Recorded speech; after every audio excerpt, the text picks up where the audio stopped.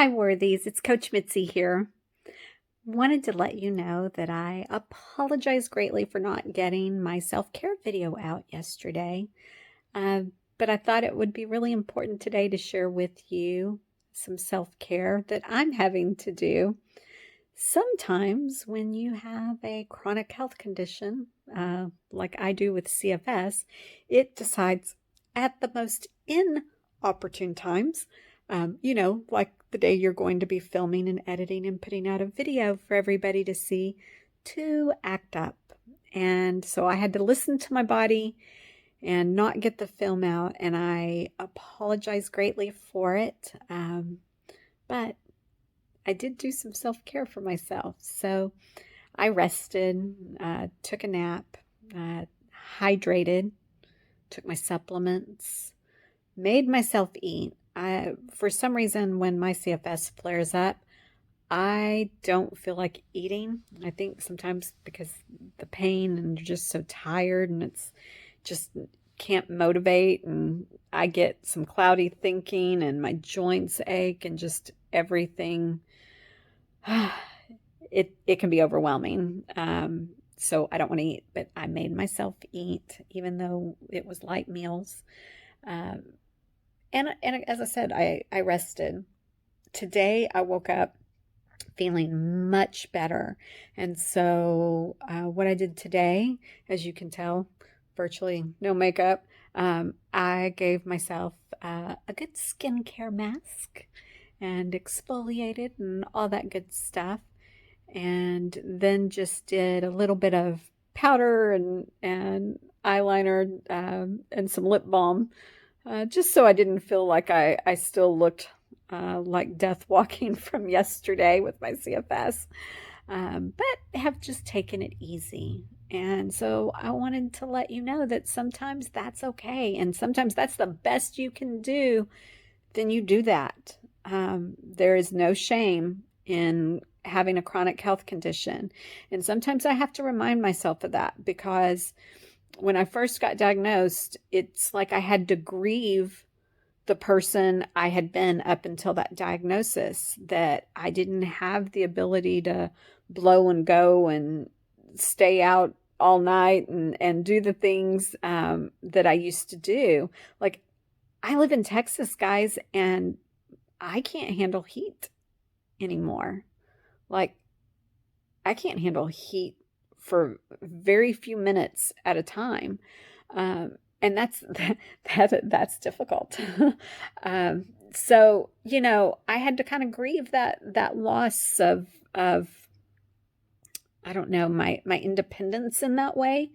But I've also had to come to terms with the great things that I can do now, and the opportunities I've had through this. And so, as hard as it can be sometimes to have a chronic health condition, and the process that you have to go through, that grief, and I don't know about any of you, it's like I got angry, I got depressed, I got anxious, I cried.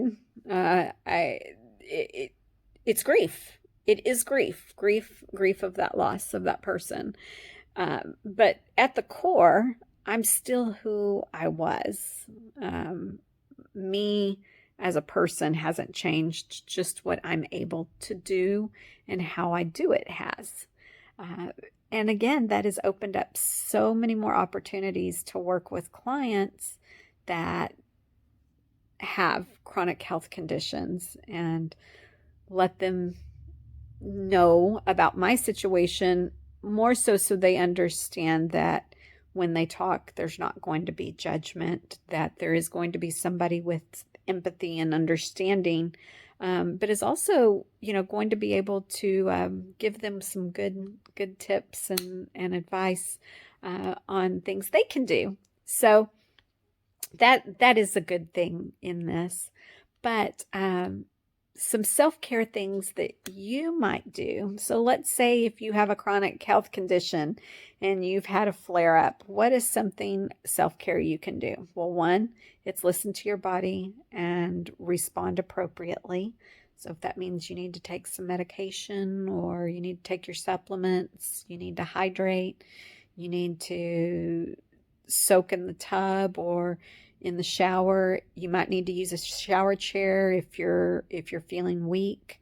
You know, take that time for yourself and listen, because somebody can tell you you can try and push through, and ultimately the body's still going to win out, because you will get to a point where you can't move at all, and that can have adverse effects on other systems within the body, and you don't need that happening. And as somebody can tell you, it's like you trigger one, it triggers something else, and then something else. So go with the gut the first time and just do what you need to do. For those of you who work full-time and not for yourself, you work for somebody else and you're having to go through that, then find ways in your office or your workspace for accommodations when you're having those flare-ups. And then when you're off work, don't try to run errands. Don't try to do anything extra. And friends, your true friends, your people who know you, will be understanding if you need to change or cancel plans. And I know sometimes that gets really old of having to change and cancel plans, but the best thing you can do is go home and rest and get that good sleep and listen to your body.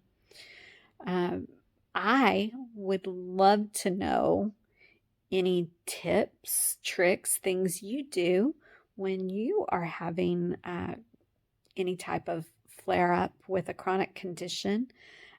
I know meditation often helps me, but if I'm having my foggy brain, it doesn't work so well during that. So oftentimes I get my adult coloring book and I will color, because then it allows me just to focus on it, and I can shut everything else out and just let my foggy brain have time to do what it needs to do and then get clearness and come back. Sometimes after I have a flare-up with my chronic fatigue, I go through a phase, and anybody who's ever suffered migraines probably understands this very well, where you'll have the migraine, but after the migraine, you're just wiped out. It's like it took everything to get through the migraine. Sometimes I will have that after my flare-up with my chronic fatigue. And that's kind of where I'm at today, where I just, I'm not at 100%, and I'm just tired. And so again, I'm listening to the body today. And, but I was able, as I said, I did my little mini facial. And then I did some yoga. I got down on my yoga mats and did some cat-cows and did some stretching. And that, taking that time to just release through my muscles, release the tension that had built up from getting sore and tired, and that flare-up, that inflammation. That's the importance of getting very hydrated during those flare-ups to help with that inflammation. And then being able to go into my yoga poses really helped, and kind of was able to have that more meditative state to work through things. And so I feel like by tomorrow I'm going to be back up, rearing and ready. Could be wishful thinking. I don't know. We'll see. But I'm going to stay positive on this count. So tonight I'm going to take it easy. Probably just going to have salad and a potato for dinner. Simple. Not going to try and fuss with it. Going to watch maybe some Critical Role. I don't get to do that often because of my schedule, or at least get to watch it live because of my schedule. So I think I'm going to try to do that.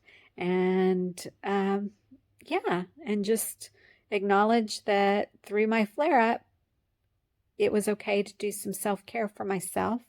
And I'm sorry that I missed you guys. And I hope that this helps anybody out there who has chronic fatigue or maybe fibromyalgia or any of those other autoimmune conditions that sometimes they just frustrate the heck out of us, that you're not alone. And it's kind of how I've had to deal with it for the past couple of days. And I look forward to bringing you more videos, and we'll get into more self-care next week. And polls, make sure you go to the Twitter account at WW Coach Mitzi and vote. 3 days left, I believe, on the poll to decide if you want more nutrition, fitness, or other type videos on our Monday Wellness Day. So go get your vote in. I really want to hear from you guys, and comment below some tips that you use when you're having flare-ups, and ways that you take good care of yourself, your self-care routine. And that way we can share them with our community. So take care, Worthies. Don't forget, you are worthy. You're worthy of self-care. You're worthy of wellness. And I will see you next time. Subscribe. Please, please, please subscribe. Bye.